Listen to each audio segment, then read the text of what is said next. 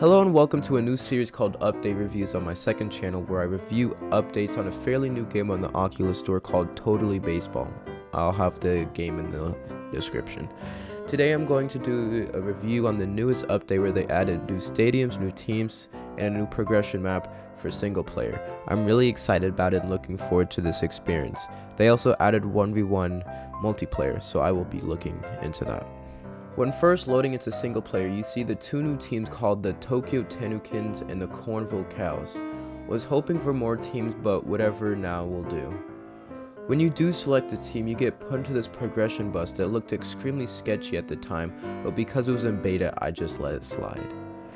There are 6 stadiums total compared to the old 3, once was fun. Zebo Stadium got redone and a new announcer was cool. However, one thing I did not like about the map was the backstop area was completely white and it hurt my eyes when I first played. I also noticed that the backstop is very big, so any balls that went past it took the catcher a while to get.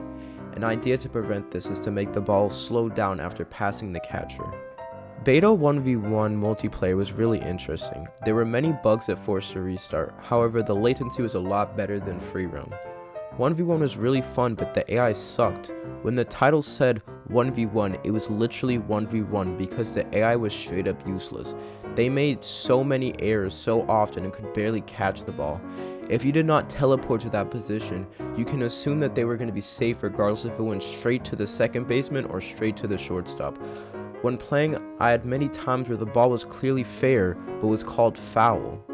A big problem was that if the ball was not hit in a specific spot, the catcher would steal the ball instantly and throw it to the first baseman for a guarantee out. It was extremely buggy, and I was only able to play 2 out of 5 games, but besides that, I enjoyed it a lot. On my first game of the beta in single player, I played against the Tokyo Tenukins, but I personally did not like their uniform and thought it was a very weird mix of colors. Another thing unrelated to the team but just in general was the AI mixes between accessories. As shown, I've seen a gray person with blonde female hair but a mustache, once is very odd. I also noticed that the names are actually Japanese, once was really cool. When it comes to hitting it though, anything that is not on low batting assist is extremely easy, so keep a note of that. But besides that, on offense, it was not too different. However, when playing on defense, I don't know if it was just me, but the catcher seems to have improved since the last update. Another thing I noticed was that the ball looked a lot better coming off the bat, and it felt like they were actually hitting it that far compared to before. The pitching speed has also been nerfed, so I recommend not pitching that hard. On defense, the AI needs an improvement on what they do in specific scenarios because I have instances where the AI is not where they need to be. Overall, my first match was pretty fun and could say that it was recommended. Now, game 2 on the beta was extremely disappointing. I played on the Dome Stadium and not even a minute in, I could hear and see some things off, like the footsteps being extremely quick compared to normal. The plate for the pitcher's mound was not even there, and the fence wasn't even attached to the ground on the left field side. And the FPS on the ball looked extremely mediocre. Felt like I was playing some arcade game. Another weird thing I noticed was that if it was nighttime in the sky, but the field looked like it was lighted up if it was daytime. I know this is not any lights because there are no lights, and 2, you can see the shadow of the dome. I also noticed that the ball would just die after hitting the ground, which was disappointing. Some things I liked about the stadium were the size, the dugouts, and the dome. The stadium was cool, but would probably look cooler during the daytime. I liked the announcer on it, and it made it sound like it was some 90s announcer, which was nice to hear. The stadium was cool, but it felt extremely empty. There are no sponsor signs, and it was extremely dull. Also, in the announcer area, after a game, the mic cannot be picked up once it's not like the other stadiums, and you can't adjust the height, but besides that, it was cool. It has the potential to be great. Game 3 went from 0 to 100 real quick with this stadium. It looked polished, the stadium looked great, and it was really colorful.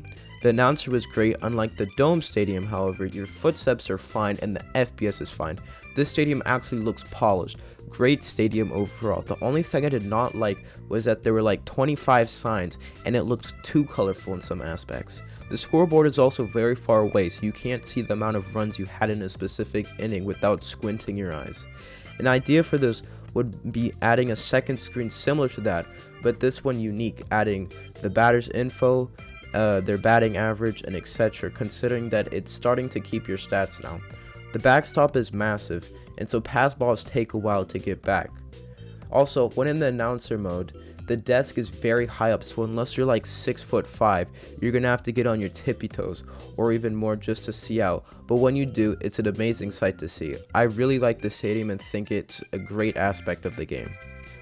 Game 4. There wasn't a lot to say about this one considering it's the same map from the original, just remodeled. In this stadium, there's corn surrounding the stadium and a lot of mountains, ones I'm a big fan of. This stadium does not look great at night and would probably look better during the daytime. The corn also looks copied and pasted and would be better a darker green, but besides from that, it's what you would expect from a stadium. End of conclusion. I'm a little bummed out that the dirt lot field was bugged out so I couldn't play it today, but I'm sure it'll be fixed soon. I had a lot of fun and hope other players get to see it soon. The stadiums are all cool with some exceptions for the dome until fixed. I like the Zebo stadiums recolored, not a big fan of the bright white though. But 1v1 should go live tomorrow, so that's going to be exciting. I wonder when the stadiums will be public. Public update.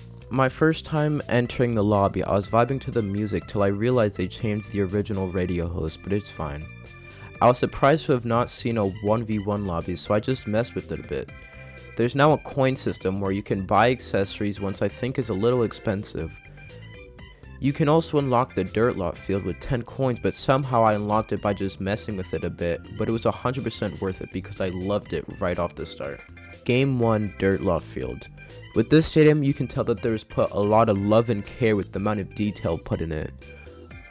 Because it's such an old stadium, it made it feel so nostalgic even if you've never played baseball before, regardless if it came to the grass, the trees, or the broken fences, or with the details in the scoreboard and the new announcer. You gotta love it though.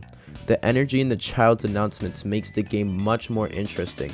I love the backstop too because it prevents passed balls from going by, and it also looks good too. The gameplay was really good too, and it felt really new, unlike the Dome Stadium. The gameplay is really good and would say it would be really good for multiplayer.